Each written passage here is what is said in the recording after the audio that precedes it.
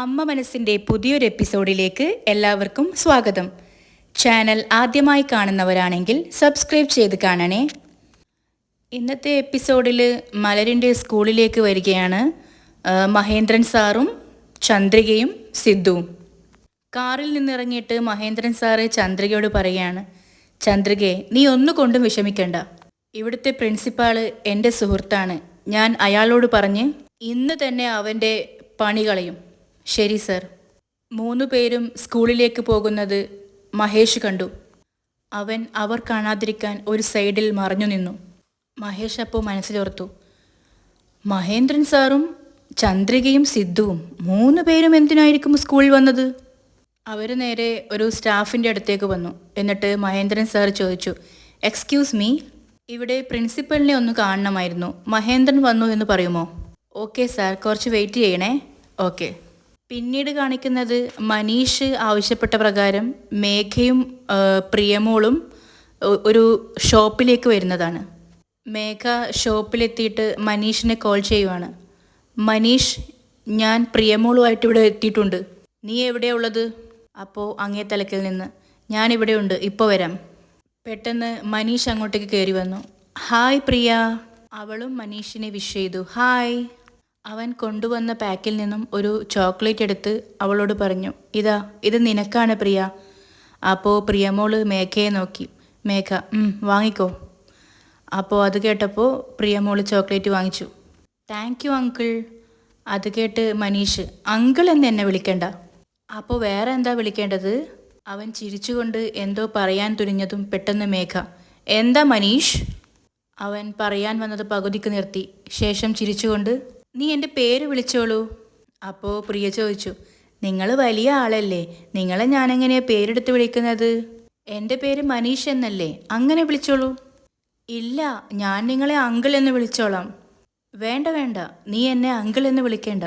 അപ്പോൾ ഇത് കേട്ടുകൊണ്ട് മേഘ പറഞ്ഞു, മനീഷ്, അവൾ നിന്നെ അങ്കിൾ എന്ന് വിളിച്ചാൽ എന്താ ഇപ്പോൾ കുഴപ്പം? എന്താ മേഘ, പ്രിയ എന്നെ എങ്ങനെയാ അങ്കിൾ എന്ന് വിളിക്കുന്നത്? പ്രിയ, നീ എന്നെ മനീഷ് എന്ന് വിളിക്കണേ. അപ്പോൾ പ്രിയ തലയാട്ടി. അമ്മ ഇതിനെപ്പറ്റി മോളോട് പറഞ്ഞു എന്ന് ഞാൻ വിചാരിക്കുന്നു. നിനക്ക് എന്തൊക്കെ വേണോ അതൊക്കെയും ഇന്ന് ഞാനാണ് മോൾക്ക് വാങ്ങിച്ചു തരുന്നത്. അപ്പോൾ പ്രിയമോള്, നിങ്ങളെന്തിനാ എനിക്കിതൊക്കെ വാങ്ങിത്തരുന്നത്? നിങ്ങളെൻ്റെ ആരാ? അപ്പോൾ മനീഷ് ഒന്നും പറയാനാവാതെ ഒരു നിമിഷം നിന്നു. ഞാൻ നിനക്ക് ആരാണെന്നോ? ശേഷം അയാൾ മനസ്സിലോർത്തു, ഞാൻ നിൻ്റെ അച്ഛനാണെന്ന് പറയാൻ പറ്റാത്ത വിധം നിൻ്റെ അമ്മ ഓരോന്ന് ചെയ്തു വെച്ചു. എന്നിട്ട് പ്രിയയോട് പറഞ്ഞു, ഞാൻ നിൻ്റെ അമ്മയുടെ ഫ്രണ്ടല്ലേ, അതുകൊണ്ട് ഇന്ന് ഞാൻ വാങ്ങിത്തരുന്നതെല്ലാം എൻ്റെ വക മോൾക്കുള്ള ഗിഫ്റ്റാണ്. പോകാം റിയ, വാ. അങ്ങനെ 2 പേരെയും കൂട്ടി അയാൾ ഷോപ്പിൻ്റെ ഉള്ളിൽ കയറി. പിന്നെ കാണിക്കുന്നത് സ്റ്റാഫ് കയറി ചെന്ന് പ്രിൻസിപ്പലിനോട് അനുമതി ചോദിക്കുകയാണ്. സാർ, നിങ്ങളെ കാണാൻ വേണ്ടി മഹേന്ദ്രൻ എന്നൊരാൾ വന്നിട്ടുണ്ട്. അപ്പോൾ പ്രിൻസിപ്പാൾ അനുമതി കൊടുക്കുന്നു, വിളിക്കൂ. സ്റ്റാഫ് പുറത്തു പോയി മഹേന്ദ്രനോട് പറഞ്ഞു, പ്രിൻസിപ്പൽ നിങ്ങളെ വിളിക്കുന്നുണ്ട്, കയറിക്കോളൂ. അപ്പോൾ അവർ 3 പേരും താങ്ക്സ് പറഞ്ഞ് അകത്തേക്ക് കയറി. മഹേന്ദ്രൻ സാറിനെ കണ്ടതും വളരെ സന്തോഷത്തോടെ പ്രിൻസിപ്പാൾ ഷേക്ക് ഹാൻഡൊക്കെ കൊടുത്തു.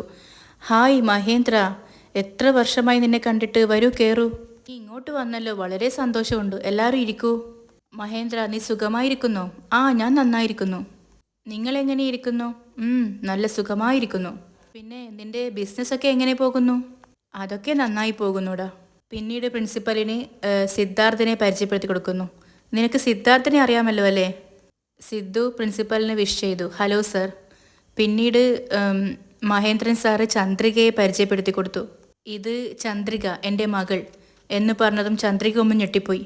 ശേഷം പറഞ്ഞതിലെ പിഴവ് മനസ്സിലാക്കി പിന്നെയും മഹേന്ദ്രൻ സാറ്, എൻ്റെ മകളെ പോലെ. അപ്പോൾ പ്രിൻസിപ്പാൾ, ഓക്കെ പറയൂ മഹേന്ദ്ര, എന്തോ കാര്യമായിട്ട് സംസാരിക്കണമെന്ന് ഫോണിൽ പറഞ്ഞല്ലോ. അതേടാ, ചന്ദ്രികയുടെ മകള് മലര് ഈ സ്കൂളിലാണ് പഠിക്കുന്നത്. ചന്ദ്രിക ഡൈവോഴ്സ് ആയതാണ്. അവളുടെ എക്സ് ഹസ്ബൻഡ് മഹേഷ് ഇവിടെയാണ് വർക്ക് ചെയ്യുന്നത്. ഇവിടുത്തെ ബസ് ഡ്രൈവറായിട്ടാണ് അയാൾ ജോലി ചെയ്യുന്നത്. പിന്നീട് മഹേഷിനും ചന്ദ്രികയ്ക്കും ഇടയിലുള്ള നടന്ന കാര്യങ്ങൾ മുഴുവനും മഹേന്ദ്രൻ പ്രിൻസിപ്പാളിനോട് പറഞ്ഞു കൊടുത്തു. ചന്ദ്രിക മഹേഷിനെ ഡൈവോഴ്സ് ചെയ്യാനിടയായ കാരണങ്ങളും അവളെ ഉപദ്രവിച്ചതും എല്ലാം പറഞ്ഞു കൊടുത്തു. ഇതെല്ലാം കേട്ട് പ്രിൻസിപ്പാൾ നടുങ്ങിപ്പോയി. ഇത്തരത്തിലൊരു ക്രിമിനൽ എൻ്റെ സ്കൂളിലാണ് വർക്ക് ചെയ്യുന്നത്. I am really impressed. ഇപ്പോൾ തന്നെ ഞാൻ ആ മഹേഷിനെ ജോലിയിൽ നിന്നും പറഞ്ഞു വിടുന്നതാണ്. അയാൾ കോൾ ചെയ്ത് സ്റ്റാഫിനോട് വരാൻ പറഞ്ഞു. പിന്നെ കാണിക്കുന്നത് മനീഷും മേഘയും പ്രിയമോളും കൂടി പർച്ചേസ് ചെയ്യുന്നതാണ്. സെയിൽസ് ഗേൾ വന്ന് ചോദിക്കുന്നു എന്താണ് വേണ്ടതെന്ന്. അപ്പോൾ മേഘ പറഞ്ഞു, ഇവൾക്ക് കുറച്ച് വെസ്റ്റേൺ ഡ്രസ്സ്, ഫ്രോക്ക് ഒക്കെ കാണിക്കുമോ? ആ ഓക്കെ മാഡം. അതിനുശേഷം മേഘ പ്രിയമോളോട് പറഞ്ഞു, പ്രിയമോളെ നിനക്ക് ഇഷ്ടപ്പെട്ട ഡ്രസ്സുകളൊക്കെ സെലക്ട് ചെയ്ത് വെക്ക്, അപ്പോഴത്തേക്കും അമ്മ വരാട്ടോ. ശരി അമ്മ. അവർ പോയപ്പോൾ മേഘ മനീഷിനോട്, ഇങ്ങോട്ട് നോക്കൂ മനീഷ്, ഇത് ഫസ്റ്റ് ആൻഡ് ലാസ്റ്റ് പർച്ചേസ് ആയിരിക്കണം. ഇതിന് ശേഷം പിന്നെയും പ്രിയമോളോട് അത് വാങ്ങിത്തരാം ഇത് വാങ്ങിത്തരാം എന്നും പറഞ്ഞ് വരാൻ പാടില്ല. അവൾക്ക് വേണ്ടുന്നതൊക്കെ ഞാൻ വാങ്ങിച്ചു കൊടുത്തോളാം, നീ വാങ്ങിക്കൊടുക്കണമെന്ന് ഒരു നിർബന്ധവും ഇല്ല. അപ്പോൾ മനീഷ്, ഇത്ര വർഷങ്ങൾ കഴിഞ്ഞാണ് ഞാൻ എൻ്റെ മകളെ കാണുന്നത്. അവൾക്ക് വേണ്ടത് എനിക്ക് വാങ്ങിച്ചു കൊടുത്തൂടെ? അവളുടെ കൂടെ കുറച്ച് സമയമൊക്കെ എനിക്ക് സ്പെൻഡ് ചെയ്തൂടെ? അതിന് നീ എന്തിനാ ഇങ്ങനെ ഇമോഷണൽ ആവുന്നത്? അപ്പോൾ ദേഷ്യത്തിൽ മേഘ, നീ ഇങ്ങനെയൊക്കെ പ്രിയക്ക് വാങ്ങിക്കൊടുത്തു കഴിഞ്ഞാൽ അവൾക്ക് സംശയം വരും. നീ ആരാണെന്ന് ചോദിക്കും. അതിനുശേഷം ആവശ്യമില്ലാതെ പ്രശ്നങ്ങളുണ്ടാവും. ഹേയ്, ഞാൻ അച്ഛനാണെന്ന് പറഞ്ഞാൽ പ്രിയ എന്താ എന്നെ വേണ്ട എന്ന് പറയുമോ? സഹികെട്ട് മേഘ പറഞ്ഞു, ഇങ്ങോട്ട് നോക്ക്, കോളേജിൽ പഠിക്കുമ്പോൾ ഞാൻ നിന്നെ പ്രേമിച്ചിട്ടുണ്ട്. അതിനുശേഷം എൻ്റെ ലൈഫിൽ ഒരുപാട് വിഷയങ്ങൾ ഉണ്ടായിട്ടുണ്ട്. നീ മാത്രം എന്തിനാ പഴയത് ഓർമ്മിച്ചുകൊണ്ടിരിക്കുന്നത്? ഞാൻ പുതിയൊരു ജീവിതം ആരംഭിച്ചു കഴിഞ്ഞു. ആ ജീവിതത്തിൽ നിനക്കൊരു സ്ഥാനവുമില്ല. ആവശ്യമില്ലാതെ നീ എന്നെ ഡിസ്റ്റർബ് ചെയ്യരുത്. മനീഷിന് അമർഷം വന്നെങ്കിലും അവനത് കടിച്ചു പിടിച്ചു. പിന്നെയും മേഘ പറഞ്ഞു, പ്രിയ നിന്റെ കുഞ്ഞാണെന്ന് പറയരുതെന്ന് ഞാൻ വിചാരിച്ചതാണ്. പക്ഷേ എങ്ങനെയൊക്കെയോ നീ മനസ്സിലാക്കി. It's okay. പക്ഷേ നീ ദൂരത്തിൽ നിന്നും പ്രിയയെ കണ്ടാൽ മതി. അവളോട് ഒരുപാട് ക്ലോസ് ആവണ്ട. ദേഷ്യം അമർത്തി പിടിച്ച് മനീഷ് പറഞ്ഞു, നീ പറയുന്നത് കേൾക്കുമ്പോൾ നിന്നോട് ഭയങ്കര ദേഷ്യം വരുന്നുണ്ട്. പക്ഷെ ആ ദേഷ്യം കാണിക്കേണ്ട സ്ഥലം ഇതല്ല. അപ്പോൾ സെയിൽസ് ഗേൾസിനെയും കൂട്ടി ഒരുപാട് ഡ്രസ്സും ഫ്രോക്കും ഒക്കെ ആയിട്ട് പ്രിയമോൾ അങ്ങോട്ടേക്ക് വന്നു. ഒരു പിങ്ക് ഫ്രോക്ക് എടുത്തിട്ട് അവൾ ചോദിച്ചു, അമ്മേ ഇതെനിക്ക് ചേരുന്നുണ്ടോ? അപ്പോൾ സെയിൽസ് ഗേൾ പറഞ്ഞു, മാഡം ഈ ഡ്രസ്സുകളെല്ലാം അവൾ സെലക്ട് ചെയ്തതാണ്. എന്താ പ്രിയ, ഇത്രയധികം ഡ്രസ്സുകൾ എന്തിനെടുത്തേ? ഇതെല്ലാം എനിക്ക് ഇഷ്ടമായി അമ്മേ, പ്ലീസ് എനിക്ക് വാങ്ങിത്താ അമ്മേ. വേണ്ട വേണ്ട, ഒന്നു മതി. അപ്പോൾ മനീഷ് പറഞ്ഞു, മേഘ എല്ലാ ഡ്രസ്സും അവൾക്ക് ഇഷ്ടമായതല്ലേ, അവൾ എടുത്തോട്ടെ. എന്നിട്ട് സെയിൽസ് ഗേളിനെ നോക്കി പറഞ്ഞു, നിങ്ങളെല്ലാം പാക്ക് ചെയ്തോളൂ. Okay sir. രണ്ടുപേരും ഡ്രസ്സും കൊണ്ട് പോയപ്പോൾ മേഘയോട് മനീഷ്, മേഘ ഒരു നിമിഷം എൻ്റെ ഒപ്പം വാ. എവിടെ? വാ പറയാം. പിന്നെ കാണിക്കുന്നത് പ്രിൻസിപ്പാളിൻ്റെ അടുത്തേക്ക് വരുന്ന സ്റ്റാഫിനെയാണ്. യെസ് സാർ പറയൂ. അപ്പോൾ പ്രിൻസിപ്പാൾ, നിങ്ങൾ മഹേഷ് എന്നൊരാളെ പുതിയതായി ജോലിക്കെടുത്തിട്ടുണ്ടോ? ആ ഉണ്ട് സർ. അവൻ്റെ പ്രൊഫൈൽ ഇപ്പോഴാണ് മനസ്സിലായത്. അവൻ ഇവിടെ ജോലി ചെയ്യാൻ കുറച്ചുപോലും എലിജിബിലിറ്റി ഇല്ലാത്തവനാണ്. അവനെ ഇപ്പോൾ തന്നെ ഡിസ്മിസ് ചെയ്യണം.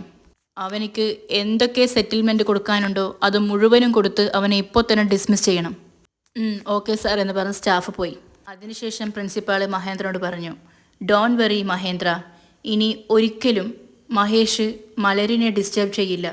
ഒരുപാട് സന്തോഷത്തോടെ മഹേന്ദ്രൻ സാറ് പ്രിൻസിപ്പാലിന് കൈ കൊടുത്തിട്ട് പറഞ്ഞു, താങ്ക് യു, ഒരുപാട് നന്ദിയുണ്ട് സാർ. ചന്ദ്രികയും പ്രിൻസിപ്പാളിനോട് നന്ദി പറഞ്ഞു. 3 പേരും പ്രിൻസിപ്പാളിൻ്റെ റൂമിൽ നിന്നും യാത്ര പറഞ്ഞിറങ്ങി. ശേഷം സ്റ്റാഫ് മഹേഷിനെ വിളിച്ചു. മഹേഷിനോട് പറഞ്ഞു, മഹേഷ്, നിങ്ങളെ പ്രിൻസിപ്പൽ ജോലിയിൽ നിന്നും പിരിച്ചുവിട്ടു. അത് കേട്ടതും മഹേഷ് ഞെട്ടിപ്പോയി. നിങ്ങൾ ഇതുവരെ ചെയ്ത ജോലിക്കുള്ള ശമ്പളം അക്കൗണ്ട് സെക്ഷനിൽ നിന്നും വാങ്ങിയിട്ട് ഇപ്പോൾ തന്നെ നിങ്ങളോട് പോവാനാണ് പറഞ്ഞത്. മാഡം എന്താ പറയുന്നത്? എന്തിനാണ് പ്രിൻസിപ്പൽ എന്നെ ജോലിയിൽ നിന്ന് പിരിച്ചുവിടുന്നത്? നിങ്ങളെപ്പറ്റി ചന്ദ്രിക എന്നൊരു സ്ത്രീ കംപ്ലൈൻറ്റ് പറഞ്ഞിട്ടുണ്ട്. അത് കേട്ടതും മഹേഷ് ഞെട്ടിപ്പോയി. അതുകൊണ്ടാണ് പ്രിൻസിപ്പൽ നിങ്ങളെ ജോലിയിൽ നിന്ന് പിരിച്ചുവിടുന്നത്. എന്താ മാഡം, ആരെങ്കിലുമൊക്കെ എന്തെങ്കിലുമൊക്കെ പറഞ്ഞു കഴിഞ്ഞാൽ ഉടനെ ഡിസ്മിസ് ചെയ്യുമോ? എന്നെ വിളിച്ച് എന്നോടൊന്നും ചോദിക്കില്ലേ? എന്താ മാഡം ഇങ്ങനെ ഒരു ഭാഗം മാത്രം കേൾക്കുന്നത്? പ്രിൻസിപ്പൾ പറഞ്ഞതല്ലേ എനിക്ക് കേൾക്കാൻ പറ്റൂ. ദയവ് ചെയ്ത് നിങ്ങളുടെ സെറ്റിൽമെൻറ്റ്സ് ഒക്കെ പൂർത്തിയാക്കിയിട്ട് ഇവിടുന്ന് പോകൂ. അപ്പോൾ മഹേഷ് മനസ്സിലോർത്തു, ചന്ദ്രികയെ എന്നെ ജോലിയിൽ നിന്നും പിരിച്ചുവിടാനാണല്ലേ നീ മഹേന്ദ്രനെയും സിദ്ധുവിനൊക്കെ കൂട്ടി വന്നത്? നിന്നെ വെറുതെ വിടില്ലടി. എല്ലാവരെയും കൂട്ടുപിടിച്ച് എന്നെ ദ്രോഹിക്കാൻ ശ്രമിക്കുകയാണോ? നിന്നെ ഞാൻ വിടില്ലടി. എന്നെ പിരിച്ചുവിട്ടതോർത്ത് നീ സങ്കടപ്പെടും, നോക്കിക്കോ. അക്കൗണ്ട്സ് ഡിപ്പാർട്ട്മെൻറ്റിലേക്ക് പോയിക്കോളൂ, സ്റ്റാഫ് പറഞ്ഞു. ഒന്നും പറയാതെ ദേഷ്യത്തോടെ മഹേഷ് അവിടെ നിന്ന് പോയി. പിന്നെ കാണിക്കുന്നത് മനീഷ് മേഘയും കൂട്ടി ലേഡീസ് സെക്ഷനിലേക്ക് വരുന്നതാണ്. അവിടെ ഒരു സെയിൽസ് ഗേളോട് പറയുന്നു, മാഡം, ഇവിടെ ഞാൻ സെലക്ട് ചെയ്ത് വെച്ച ഒരു സാരിയുണ്ട്, അത് കാണിക്കൂ. അപ്പോൾ സെയിൽസ് ഗേൾ അത് എടുത്തു കൊടുത്തു. മനീഷ് ആ സാരി കാണിച്ച് മേഘയോട് ചോദിക്കുന്നു, മേഘ, ഈ സാരി എങ്ങനെയുണ്ട്? വളരെ നന്നായിട്ടുണ്ട്. നിനക്ക് വേണ്ടി വാങ്ങിയതാണ്, നീ എടുത്തോളൂ.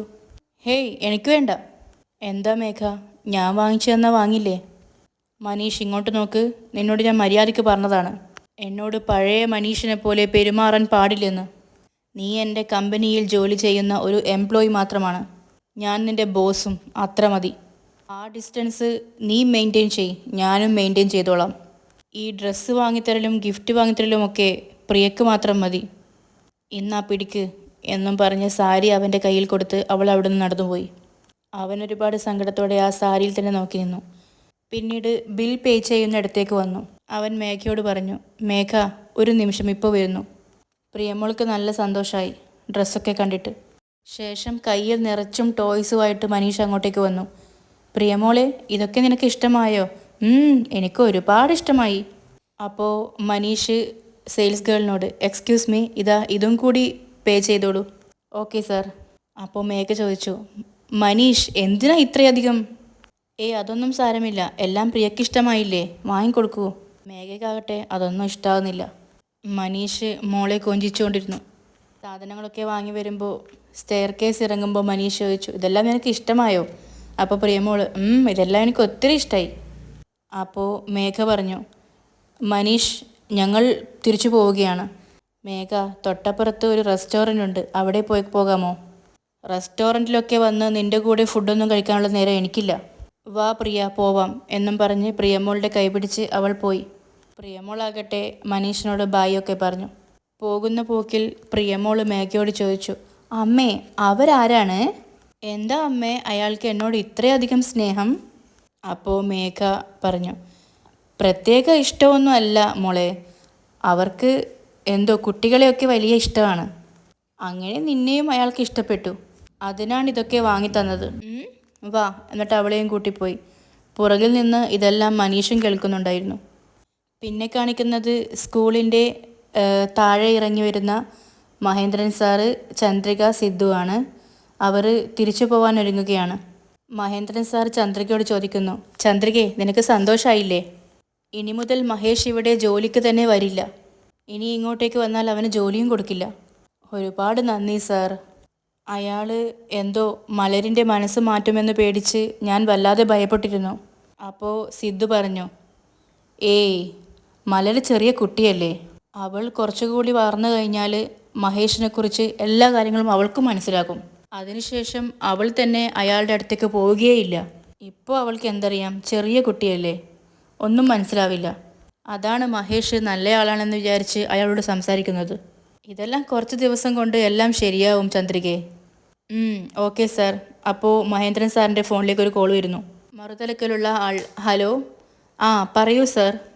ഇന്ന് ഹിയറിംഗ് ഉണ്ട്, ഒരു 10 മിനിറ്റ് കോർട്ടിൽ വരാൻ പറ്റുമോ?